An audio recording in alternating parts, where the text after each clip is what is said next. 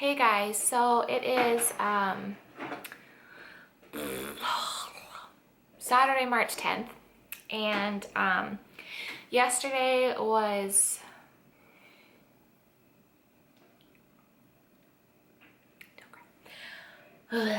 he's fine. Okay. Yesterday was probably one of the worst days of mine and Colin's life. Obviously from the title of the video, you guys kind of know what happened and what I'm gonna say.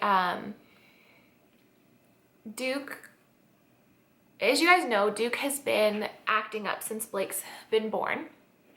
And he's a German Shepherd. He's a strong-willed dog, and he obviously for a while thought that he was at the top of the totem pole. He was the alpha. He's bit a couple people in the past outside the home. He's growled at me, which is a warning, like for me to piss off before he bites me. We always said that we'll just watch him with Blake, and we'll just make sure we're always like 100% watching. And yesterday, my parents were over, and we were playing with a baby. Duke was bringing them his ball, and they were throwing the ball. And I was holding Blake kind of like this. So she was sitting up in my arms, but she was facing forward. And Duke had his ball in his mouth, and I was like, oh, let's go pet the puppy. And I brought her to him. And you know, babies, she's 8 months old, so babies will like put their hand out and go like this. Well, she went to do that to him because she was probably that far from his face. And he growled, and with a matter of seconds, he growled, and then he showed his teeth and he went to nip her. And it wasn't like, leave me alone, and then he tried to leave. Like, he full on like came at her. Like, he broke the distance between them and went to bite her. Now, I've read that that's called an air bite. So it's basically a dog if a dog has an intention to make contact in a bite, they will. So the fact that he didn't make contact with her, he just went to bite at her but missed. That's just what they call an air bite, and that's the dog's way of saying like, back off, this is mine. So he clearly thinks that he is above her on the totem pole. And so my dad grabbed her, and I put him outside, and I just immediately started to cry because I knew right then and there that we had to get rid of him, because I can't take that chance with my baby. Like, I just can't, and future babies. And I know probably a lot of you are thinking, well, why did you bring the baby like to him when he had his ball? And the thing is, I always thought that, you know, if you bring the dog and the baby together, they can bond. And, you know, you kind of say, oh, let the baby like pet him, and let the baby like touch him, and he should tolerate that and be okay with that and get them used to each other. That's what I always thought. And, you know, when she's walking and crawling, especially when she walks, she's face level to him. She's gonna go up to him all the time, whether he has a ball in his mouth or not. She's gonna go right up to his face because he's a dog and she's a baby. And that's what babies do. They want to be around a dog 24/7, and like they're curious. And so if I hadn't have done it, she would do that in the future, and he would have had that reaction. And so before I get into like what not to do, and just to help you guys out, if you're pregnant for the first time and you have dogs, I'll go into kind of some things that Colin and I researched that we did wrong. But right now Duke's not here. He is with Colin's parents, my in-laws. So he's living at their house, which is where he started out his life there, because we were in their basement apartment, and now Colin's youngest brother and his girlfriend are in the basement apartment, and they have a dog. So Duke is living in the upstairs portion with the parents. So so he knows that house, and he's used to that house, and he loves Colin's parents. Like, Colin's dad always said Duke's his dog. Like, he loves him. He's gonna have a very happy life there. He's only 10 minutes away, and anytime we can see him. If, you know, we agreed that if we go to my parents' house, we'll pick up the dog and he can run around with his Frisbee at their house while I visit with my parents. And because they have an acre, Blake and him would not be in any close proximity together. He's always like just running around the fields basically. So, so we'll do that and we'll still see him. Obviously it's still sad, and we cried so much yesterday. Like, Colin's having a harder time with it than I am because it was his dog. And we both kind of feel like we failed Duke in a sense, because no, he shouldn't have bit, but it is our fault that we didn't treat him like a dog and not a person. I think too many people treat their pets as people, and they're not. They're animals. They are not people. They will never understand that this is a baby, you can't hurt the baby. They don't get that. They see a baby as they're bigger than them, and if the baby tries to get my toy, what do they do in the wild? They nip and bite each other to tell each other off because they can't talk. That's how they communicate.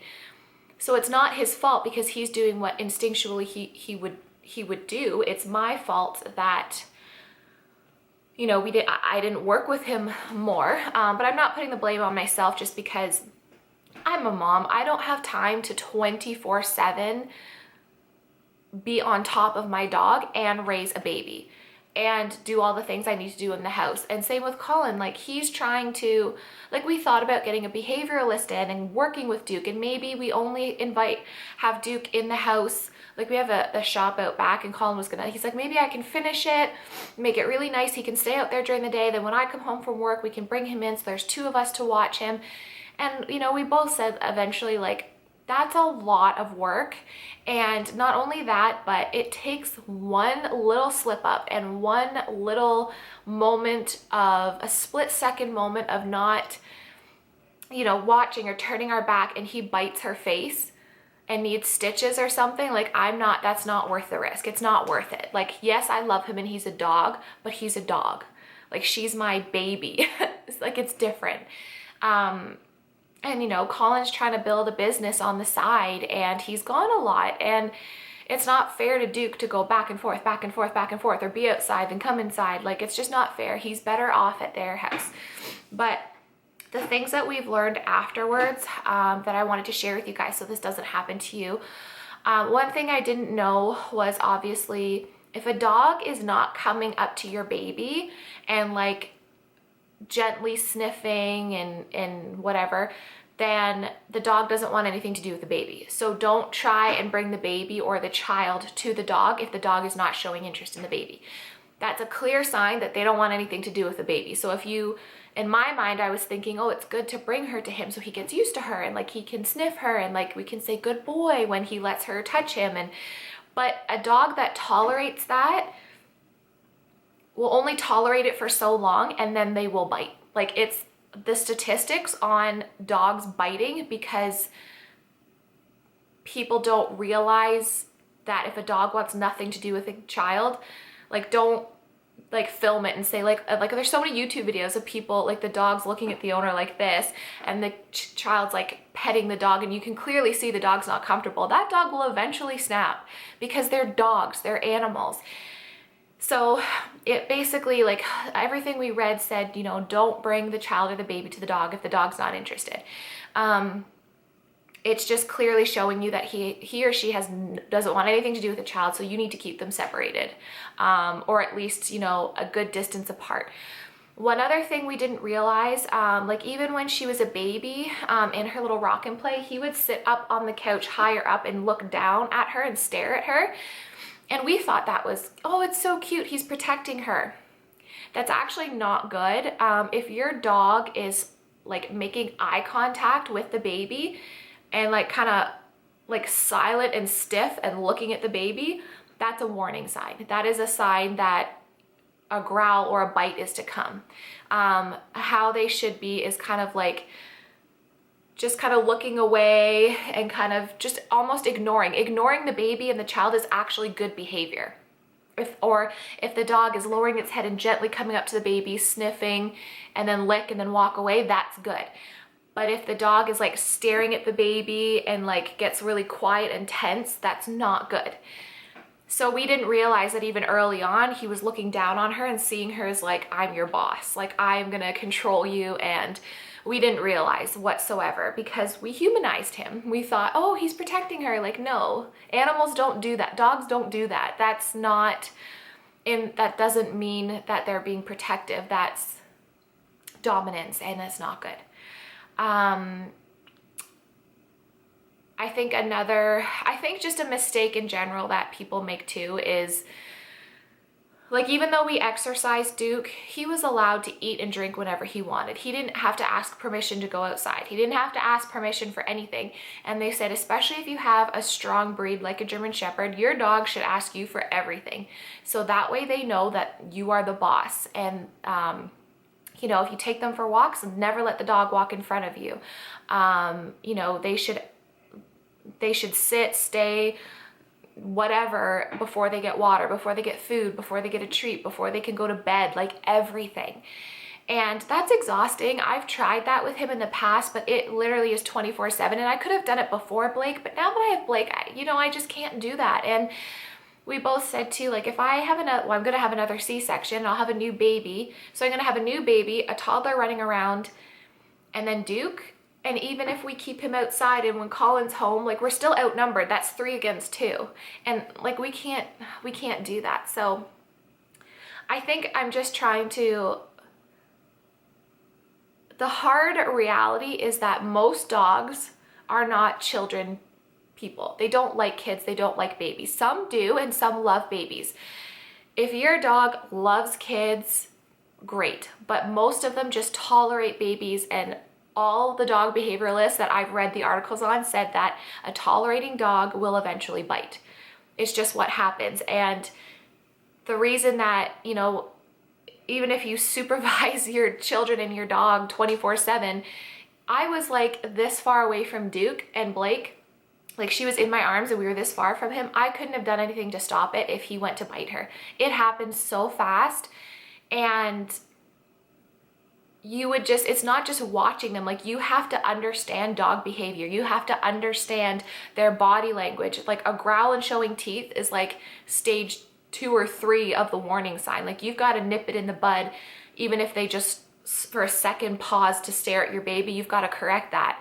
So it's 24/7 correction. And we just couldn't do that. So the lesson I just want all of you to get and to learn from Colin and I's mistake is, if your dog's not interested in the baby, they're never going to be interested in the baby. Don't try and bring them together. Don't try and say, oh, it's your brother or sister. They're dogs. They don't think like that.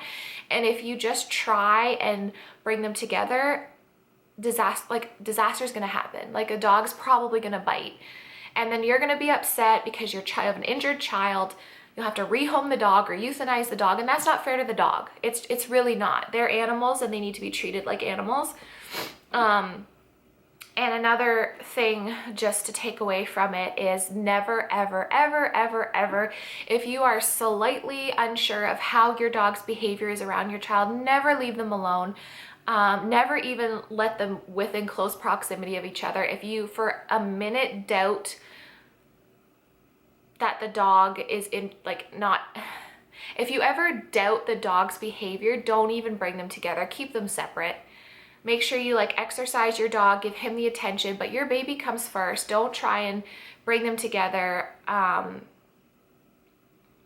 Just watch for the warning signs. So it sucks and it's really hard, but I am relieved that now I don't have to worry about Duke biting people coming in the door and Duke biting her. Like, I know she's safe and her safety's like paramount, obviously, but I miss him. And it was really hard packing up his bed and all his stuff, and there's still his soccer balls outside, and it's just a sad situation. So I actually think that if you are pregnant and you have dogs, hire a behavioralist now to go over dog behavior with you, so you understand the warning signs and you understand if your dog's uncomfortable. Please don't let your baby pull on the dog's ear, pull on the dog's tail and say, good boy, you're doing good. Like they're just tolerating it, and eventually they're gonna get sick of it and they're gonna bite. And they say that a dog that bites once is more likely to bite again and again and again and again.